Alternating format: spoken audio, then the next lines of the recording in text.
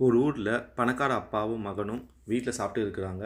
அப்போ திடீர்னு அவங்க அப்பா வந்து பையன்கிட்ட கேட்குறாரு, நம்ம நாளைக்கு ஒரு இடத்துக்கு கூட்டிகிட்டு போட்டா உன்னைய அப்படின்னு. அப்போ அந்த பையன் சொல்கிறான், சரி அப்படின்றான். பணக்கார அப்பாவும் சிரிச்சுக்கிட்டு சரி அப்படின்றாரு.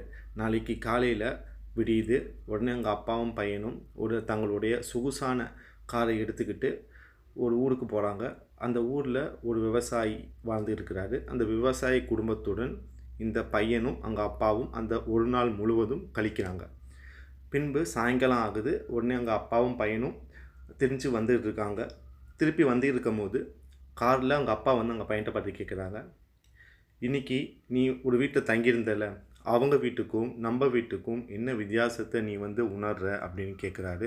அவங்க அப்பா இந்த கேள்வி எதுக்கு கேட்குறாரு அப்படின்னா, அந்த பையன் வந்து கண்டிப்பாக நமக்கு அவங்கள விட நிறைய விஷயம் கிடைச்சிருக்குன்னு சொல்லுவான் அப்படின்னு எதிர்பார்த்து அவங்க அப்பா அந்த வார்த்தையை கேட்குறாரு. அதுக்கு அந்த பையன் சொன்ன பதில் இவரை ஆச்சரியம் அடைய வச்சிருக்கு. என்ன பதில் அந்த பையன் சொன்னான்னா, அப்பா, நம்ம வந்து குளிர் காற்றுக்காக என்ன பண்ணியிருக்கோம் அப்படின்னா, காசு கொடுத்து ஏசி நம்ம வீடு ஃபுல்லாக போட்டு இருக்கிறோம். அதுக்கு கரண்ட்டு செலவும் ஆயிட்டிருக்கு.